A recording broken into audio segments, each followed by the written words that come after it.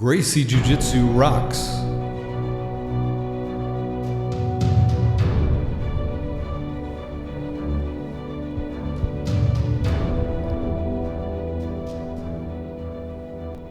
Welcome to the Gracie Jiu Jitsu Rocks podcast, a podcast dedicated to Gracie Jiu Jitsu and all things Gracie, including self-defense, competition, anti-bullying, women's self-defense and empowerment, nutrition, and most especially, the people involved in Gracie Jiu Jitsu. This podcast is for the average Joe. It's for anyone who practices, trains, teaches, or just loves to talk about or hear about Gracie Jiu Jitsu. We'll explore the lives of Gracie Jiu Jitsu practitioners, how they got involved in the art, and what effect it's had on their lives. So buckle up and enjoy the ride.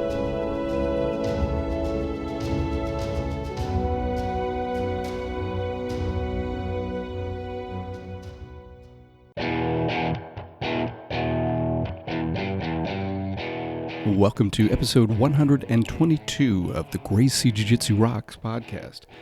As always, I'm your host, Marty Josie, and thanks for listening.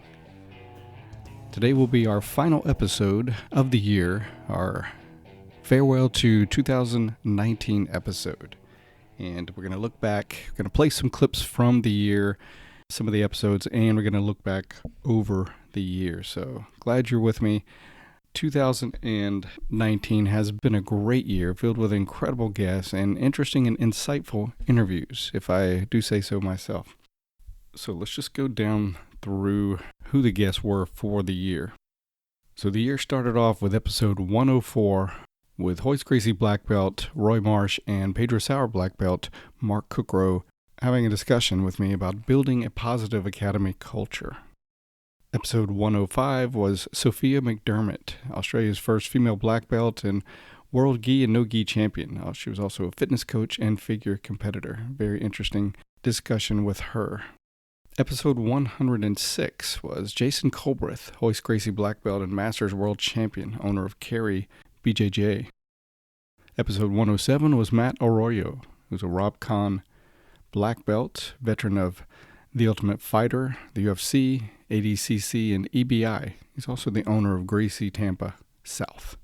Next, we had in episode 108, Roger Gracie, who's a 10-time world champion and grandson of Grandmaster Carlos Gracie and son of Mauricio Gomez. Next was episode 109, which featured a discussion of BJJ and physical culture. And the discussion was with Henry Akins, Roy Dean, John Frankl, and Robb Wolf.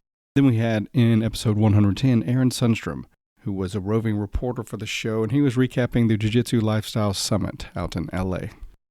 Episode 111 featured BJJ black belt Joel Garcia. He was a BJJ, Muay Thai, and MMA instructor and coach, and American Killer Bees representative. Then in episode 112 we had Tom DeBlass, who was a Ricardo Almeida and Renzo Gracie black belt, and he's a world-renowned BJJ and MMA competitor and coach. Next, we had episode 113, a discussion about staying on the mat long-term with Professors Keith Owen, Greg Nelson, and Mark Cookrow.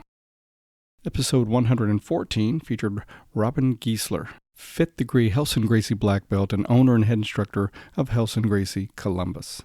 This brought us to episode 115, which featured Eli Knight of Knight Jiu Jitsu, who's a 2nd degree Roger Gracie black belt and professor, and senior supervising instructor of Three Rivers Martial Arts Academy.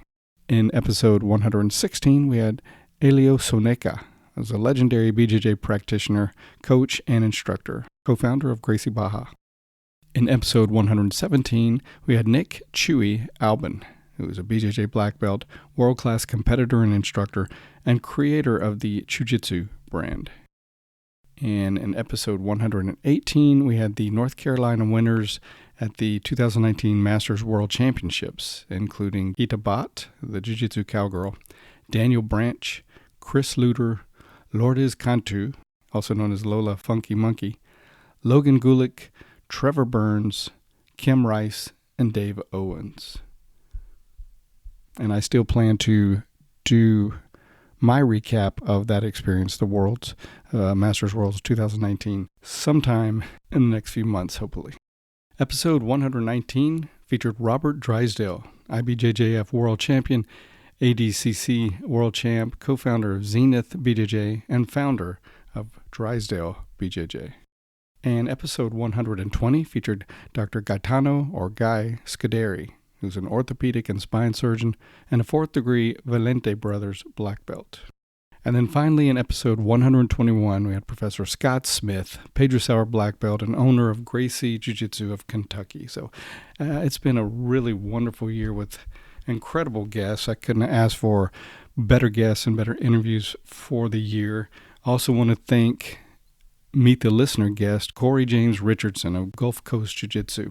And didn't do as many Meet the Listener segments this year, but I want to work more of those back into the next year. Also want to thank Robert Van Valkenburg and Dave Kovar for letting me use their posts for the Make a Difference, Make an Impact segment. All right, we're going to go ahead and play some clips. The clips will be from Roger Gracie, Sophia McDermott, a clip from the Physical Culture and BJJ with Roy Dean, Henry Akins, John Frankl, and Robb Wolf. Then a clip from Robert Drysdale, and finally a clip from Tom DeBlass. So here we go. Starting with Roger Gracie.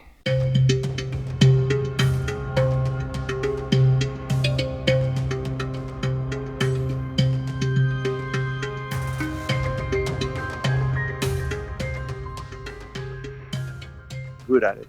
It might take longer than others, but that's a line that everybody will get. So how can you cross that line? Then it's kind of, then you did the numbers, they shorten out to like a few. Then it's like just a mind game. Whoever has the strong mind, the strongest will, the stronger desire, they will succeed where others don't. And I think that aspect was, I can 100% say it was always in my mind. I think I believe more than my opponents, more than everybody else.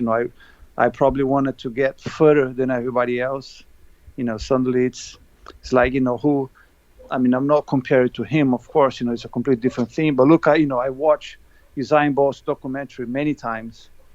And what makes him special? You see his documentary when his training, his preparation, the whole process, for him till he gets to run the final. Look at his attitude, his belief, it's the mind that will get him that far ahead of everyone else. Everybody trains as hard as him. So what makes him special is the mind. Mm-hmm. It's the same thing with fighting. You will get as far as where you believe you can go, And for me, there was never there was no limit where I could go. I trained to be the best. Ever from a young age, before I was any good, when I was training daily in the academy as, a teenager, 15, 16, 17, I was just there was hundreds of people better than me, but I always trained believing I could be the best fighter in the world. And that stayed with me forever. I never doubt myself that I could get there. It's a long process, defeat. Everybody has to deal with defeat. There's like up and downs in your career and your life. There's like, everyone goes through is like how you deal with those challenges. That's what sets you apart from everybody else. Mm. How do you deal with defeat? Do you get depression? Do you give up? It's like, I'm not good enough. For me, there was like, the doubt never crossed my mind. And here I am today. The one way for me to set apart from my opponents is I have to win, to submit them. The only way for me to be better than the person I'm fighting is to make them submit.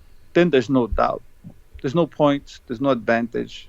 It's, if I top you, I'm better than you. If I don't, I'm not. Man, I really love that. I really love that because it's so definitive. You either do it, you really show that you were better, or you don't, right? Like you said, the advantage doesn't mean anything, and it could be the opposite outcome the next day or whatever, the next fight. So when you really definitively show by submitting someone, there's no question, right? Yeah, there's no question. You often use collar chokes or cross collar chokes, Roger. You have any tips on how to do that really well? Like this first hand is important, or any little tips that come out that might help people do better with those? Yeah, I mean, like I say, everyone else is different. It's everybody's body will move different. It's like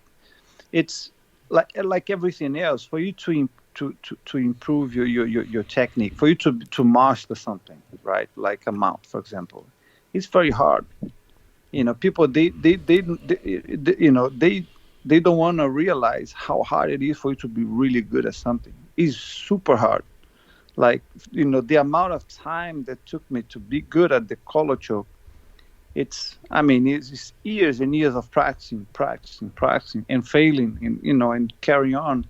I could only get a efficient collar choke from the mount only after I got my black belt, and a couple of years after, not before.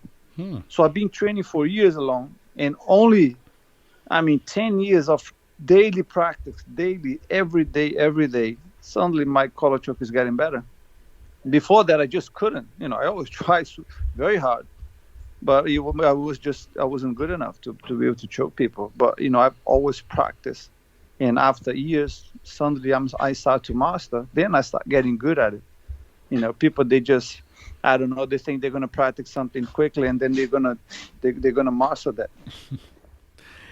Yeah, well, we as humans are attracted to the quick fix and the easy way too many times. But like you said, it always goes back to practice, right? You make it look so easy, but it wasn't easy for you to get there.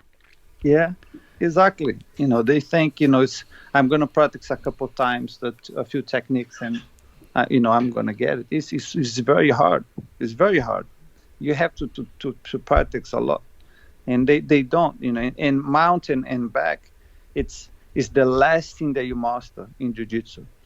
All right, up next is Sophia McDermott.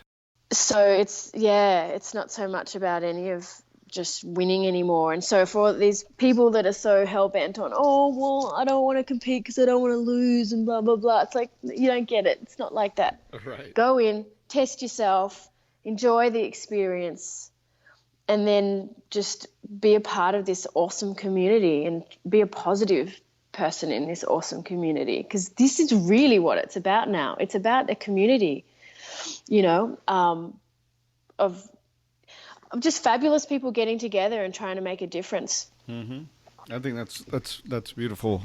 Just being a part of that, and instead of focusing so much on winning or accomplishing, but not letting that hold you back, or the fear of how you're going to look, or anything like that. I also think with that mindset, it plays out in this day and age with people not getting so uptight with people training, with different teams or different camps, or, spreading themselves around to being exposed to different people and influence, instead of, not too long ago, people would almost crucify you if you went from one place to another, and not necessarily changing camps, but just cross training. And of course, there are still some diehard camps that think that's just a terrible no-no, but I think it's gotten more open because a lot of people are viewing it as just a bigger community at large now. Right. So, and that's, it's small minds, but it's also, I'm just going to go outright and say it. It's people that are insecure or not completely confident in what they have to offer. And it's like you've got to look at the bigger picture and realize that at the end of the day, people do this sport because it makes them happy. Like, if brings you no joy and no happiness, then really why are you doing it? And not everyone wants to be a world champ too. So then it's like understanding that you as a gym owner, or you as like I don't know, something is part of this whole community, and being a positive part. So just allowing everyone to have this experience. And so, I think being able to go and train wherever you want as a student to help your experience and improve your learning and your growth as an athlete, and possibly as a person, is really, really important.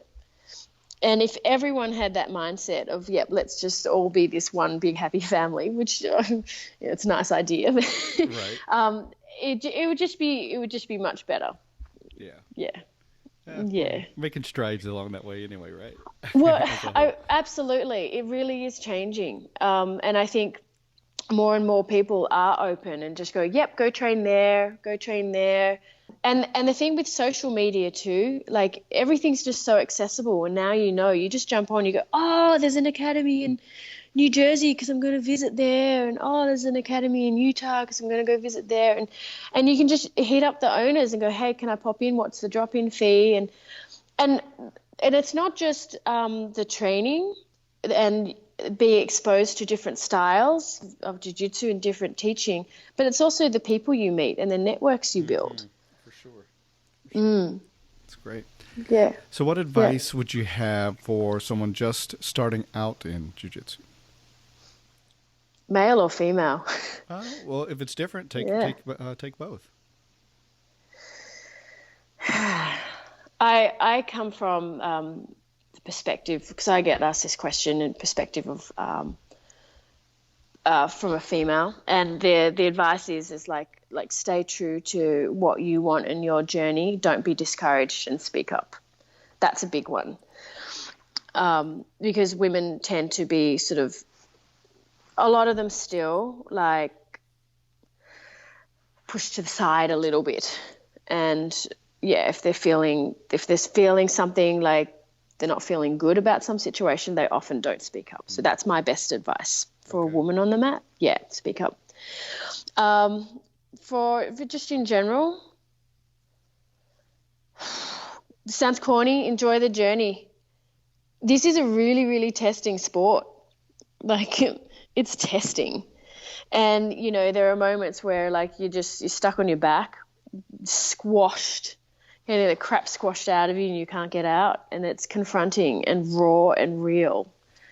And I think it's at those moments, it's like, were you going to give up or are you going to keep going? And that mindset and that attitude that you have in that moment, you can carry forward with you to, everyday life when things get tough. Love it. I don't think that sounds corny at all, by the way. I think it's really great. Really great. Well, I think it's corny, but yeah. Well, that's, it's one reason why jiu-jitsu isn't for everyone. It is raw and it is confronting.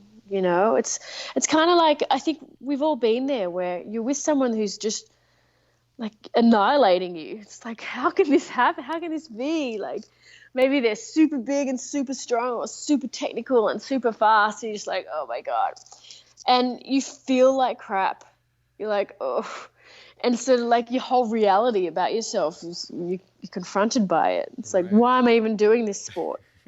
What have I learned in the past 3 years? Or do you know what I mean? And you're there stuck on the bottom and you're asking yourself these questions. It's like, oh my God.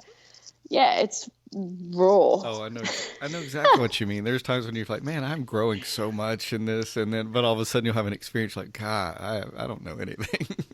Why am I doing this? Exactly. Oh, and there's been times where I'm like, why am I even a black belt? Oh my God, I should just hang it up. Because like, you have these bad days too, for some reason, just nothing's clicking, your timing's off, whatever. And then, the hard part is kind of not feeling like the world's coming to an end where you have those really bad days. Yes. It's, important to realize that everything changes. So it's just like, okay, today's a bad day. Acknowledge it. I'm not going to let it ruin my day. Let's brush it off and move on. But then also to enjoy the good days too. All right. Next up is a clip from the BJJ and Physical Culture episode featuring Roy Dean, Henry Akins, Robb Wolf, and John Frankl. I do think BJJ can create imbalances in terms of on several different levels. One, I think most people get proficient at guard work first and might overdevelop that musculature.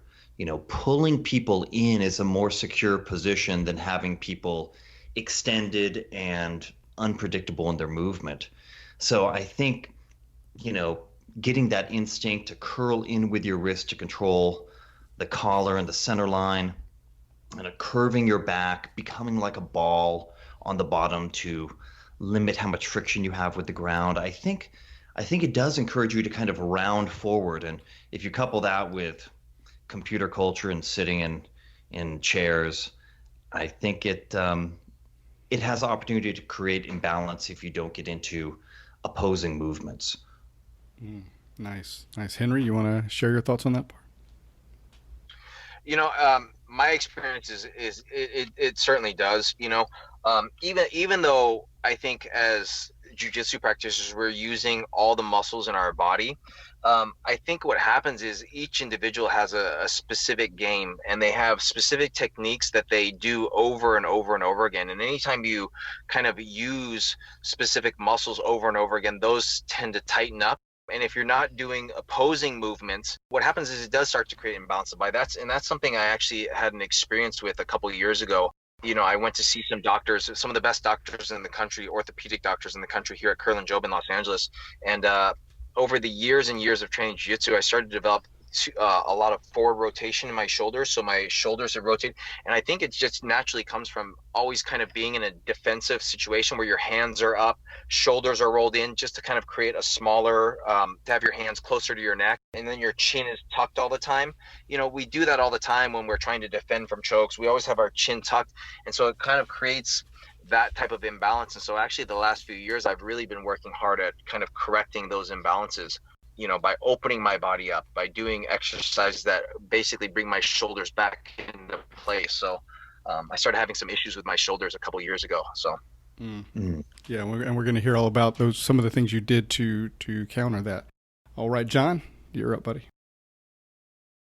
Okay, let me see if I can get this to work. Okay, sorry about the background noise. Of course, what my friends and colleagues have already said, so trying not to be redundant. I would say there's another thing. A lot of schools that are either into competition or sometimes either as a teaching methodology will have students focus on, in theory, one side, doing a technique only on one side until they have it mastered, and then going to both sides. Now, if that learning curve is short and they really do emphasize being ambidextrous, you don't get overuse or imbalance issues. But what I find is particularly competition schools, and it makes sense because pitchers don't throw 500 balls right-handed and 500 balls left-handed. They throw 1,000 balls right-handed, but of course they also probably have huge imbalances and oftentimes shoulder surgeries and things like that. So the more that jiu-jitsu becomes a sport, and especially like a high-stakes competitive sport, I think we're likely to see those types of imbalances, whereas schools that train jiu-jitsu as a martial art may be more interested. Their competitors with your skill set, you're trying to be prepared for everything. And then, so that's the physical side of it, and that's the way I try to approach my own practice and to encourage my students. And then the second thing that I don't know if this was included in your question, but it popped up in my head as an answer is, psychological or emotional imbalances of maybe focusing too much or too narrowly on jiu-jitsu in general or a certain type of jiu-jitsu in particular, rather than having jiu-jitsu as, a super important, but also, just a part of overall health and self-defense and well-being. Yeah, very important. Good thoughts. All right, Robb? Oh, man, I feel incredibly unqualified to comment on any of this, given my colleagues here. But, I, as a strength coach and I guess as a mid-level practitioner in this, that protracted neck, dominance in the hip flexors, that tendency towards being rounded forward. I mean, we see that in all of combat sports other than maybe capoeira, I guess, to some degree. And that I know we haven't talked about remedies quite yet, but a lot of what you see happen in capoeira and some yoga practices and whatnot, the bridging and the back bends are really kind of the perfect antidote for a lot of what happens in jiu-jitsu. We do clearly bridge a lot, but it seems like maybe a 10-to-1 we're kind of in a crunched hip flexor dominant chin protracted position compared to any amount of kind of hip extension, back extension, even squeezing the rhomboids back and stuff like that. So yeah, definitely seeing the kind of global overuse from just kind of the nature of combat sports, and then reiterating what everybody else has said. If you develop a particular type of game that really relies on one or two elements, then you're going to see maybe some more localized issues, say like right side versus left side or something like that. All right, up next is Robert Drysdale. So let me ask you, obviously you certainly did, and you've been so successful in competitions at the highest level. So what do you feel like has made you so successful? I think that everyone has, I think there are recipes that, there are numbers in the equation, right? And no equation is identical. Like I was just talking to Mike Musumeci the other day, and just listening to him, you can see that there were a lot of things that we had in common. There's things that were different. Like some people might, it's a ridiculous example here, but some people might drink orange juice every morning and they swear that that's why they win. They're like, well, that's not the reason you win. Like, what are the real reasons why someone wins? And I think there's some room for deviation there, but I think that there are some common threads too. And the main one is a sense of accountability that successful grapplers, from my experience, or fighters for that matter, it's the same thing in MMA, they all have. And it has to do with personality traits. I think the two most important ones, I would say, are accountability. When I lose, it's my loss. I don't blame. The referee might have made a mistake, but I made more mistakes. And my students are tired of hearing me say this, but it's so true. Like, you go back to the drawing board, you go, what could I have done different? And that's the only way you make progress. And that includes training. Someone passes my guard, I go home, not make an excuse, oh, that guy's heavier, or that guy's been training longer. I'm like, what can I do to beat this person next time, right? It's a sense of accountability that you need to have 24/7, not sometimes, all the time. That's why I think it's almost like a nature thing to me, because it's hard to force yourself to be someone you're not, 24/7. Right. It's just kind of who you are. Like, you blame yourself no matter what. And when you do that, you make progress a lot faster. And that's one thing that me and Mike agreed on. And he's like, yeah, like, Mike is always like, I don't understand these people, like, blaming the refs, or like, the rules, or always something to blame, the slippery mats, my coach doesn't train me the right way. If only I had the training partners. And it's like, man, Mike never had the training partners, and most successful American gi grappler in history, and he says that. He's like, no, man, he was like literally drilling with a teddy bear. He said, I had like a stuffed animal at home, and I drill on that stuffed animal. Nice. Like, you just found a way. There were no excuses. I love it. Just never made the excuse. And the other thing that we agreed on too was the ego. And I think that, ego has a bad connotation. And I think ego is a horrible thing when you project it on other people. But when you internalize it, I think it's a great tool. Like, it's just an essential fuel for anything you want to do. And when my mean by ego is kind of like tied into the idea of accountability, is just not accepting defeat. Like, I would literally, like, someone pass my guard in practice, and if people who train with me know this, I'm not exaggerating. Like, I'd leave the mats, I'd be pissed off. Like, I was angry, not at the person, at myself. How can I let this happen? How can this person beat me? How can this person take me down? There's no way this is going to happen tomorrow. And I come back completely with a different mindset. It was extremely competitive in a healthy way. It's not personal. No one's trying to hurt anyone, but we went to war and we were trying to win. And that's like every day we train like that, trying to beat. With me personally, maybe, and this is where my ego kicks in, like, I just had to be the best guy in the room. If there was a room and I was not the best guy in the room, it bothered me. Like, it made me uncomfortable. Like, it's, maybe I'm a megalomaniac. I don't know. But that's how I felt. That's how I felt throughout my entire career. It's changed after I retired. I don't have to be that guy anymore. And I have different aspirations now. But up to the time I retired, if there was someone in the room that could beat me, it made me, I was so uncomfortable sometimes I didn't want to talk and interact with people because I couldn't stop thinking about that there's a person in here that can beat me. Yeah. So I just worked really hard to be the best guy in every room I've ever been in.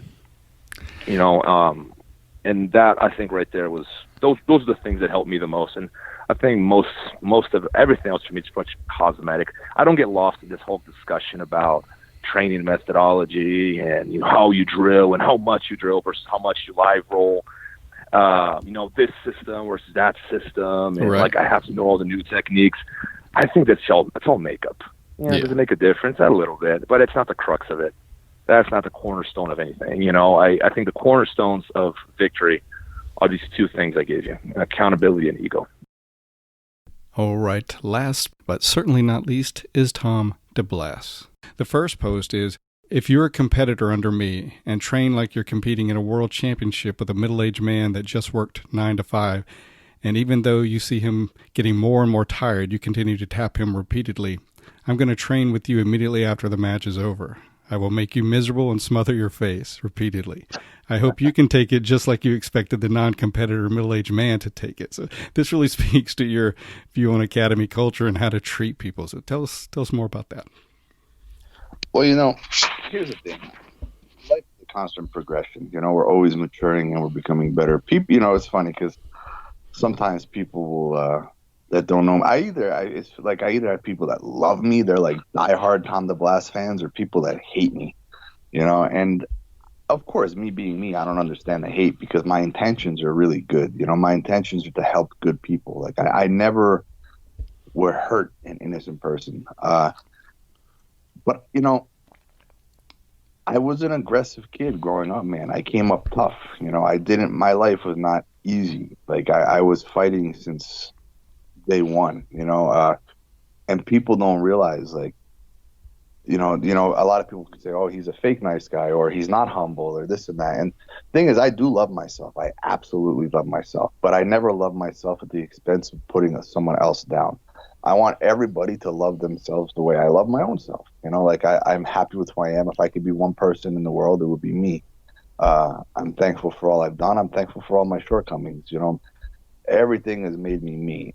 And when I wrote that, it was definitely, I have different, I don't want to say different personalities, but some days I'm super calm and some days I'm not. But when I'm not super calm, it's never directed at good, innocent people. If you get somebody who's on the mats training like a total jerk off with like a non-competitor, just your middle-aged guy who's just trying to better themselves, and they're just tapping them repeatedly, like, that's common sense. You're not supposed to do that. Right. So that pisses me off, and that makes me want to aggress them. Oh, I love now at 37, like who I am today, I would just pull them over to the side and I would talk to them. But the problem is people who don't feel it, like they don't know, so even some of the guys that are very close to me, I won't train with them for a while, and they start like putting themselves at like almost like a pedestal, like they start, because you haven't trained with them, they start thinking like maybe they could kick your ass or something. It's really crazy. And every once in a while, the lion must roar and remind people. And absolutely. I gotta let people know like who you are. And I've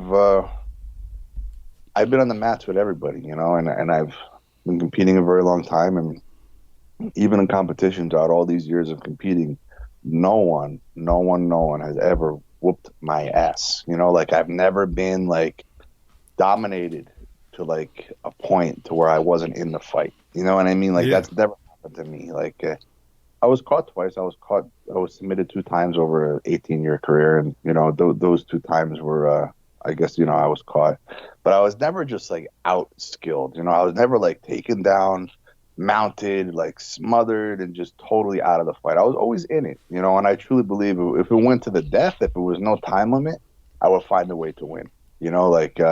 I'm a pretty gritty dude, I believe my best days were on the training mat. All right, let's talk a little bit about your philosophy on competing. One of your posts said, regardless if you win or lose in jiu-jitsu competition, your love for the martial arts should stay the same. Do not fall in love with winning. Fall in love with jiu-jitsu. And you also said... the idiots are out there like, oh, Tom talks about being nice, but then he'll talk about smashing faces. Well, whose face am I smashing? I'm smashing the bully. I'm smashing the mean person. I'm smashing the bad person. Yeah, I'm not always 100% nice if you don't deserve the niceness. Certainly. No, one thing I admire about you, and I'm sure a lot of other people agree with this, you're very authentic, first of all. And, we all have different parts of our personality, but you can be strong, you can show, strength and even aggression at times if needed, but you also have, can show sensitivity and compassion as a man and be okay with that. So I think that's a really great thing, you can flex to what needed. It doesn't mean you're one way or the other and that you're limited to being one way or another. There's different parts of our personality, and you flex to the occasion as you should. I think that, that's absolute truth. It's funny because last night there was a little boy. He was at my school. He was 2 years old. He was watching his dad train. And before I had a son, I always had this like misconception that like, boys are supposed to be treated tough. You know what I mean? And then I had my son, and I am the softest dad with him. It's so crazy, man. Like, there's two beings that I've never got mad at, and this is my children. Like, I've never raised my voice at my kids. Like, I'm a very, very patient father. I'm not patient with everybody, but I'm patient with my kids. And the little kid was crying, because his dad he walked in the locker room, and the boy couldn't, see his father. So probably me, maybe before I had my son, would have been a little less compassionate. Like, come on, man, it's okay. Like, I wouldn't be a jerk to him. I'd just be, come on, buddy, it's okay, toughen up. Like, don't worry. Like boys don't cry. And now me today, like, I picked him up. I wiped his tears. I was like giving him hugs, and it's okay, man. Don't worry. Let's go find dad. Like, I understood his tears, and I think that's part of becoming more mature. We understand that it's okay to be compassionate. And, I went through a time in my life to where I was forced to be a certain way in order to survive. All right. If you haven't heard these episodes, certainly go back and catch the full episodes, as well as all the episodes through the year if you haven't heard them. Well, I hope it's been a truly amazing year for you. If you listen to the podcast, the year-end episodes in the past, you know that one thing I do and that I suggest you do as a year-end practice is to take time to review your year. What stands out as peak moments or peak experiences for you for the year? What were your accomplishments in 2019? What challenges did you have and how did you overcome them? What do you want from 2020 and what will you do differently to accomplish this? Again, I hope it's been an amazing year for you, and I hope 2020 will be the best year ever for you. Keep training, and I hope to see you on the mat.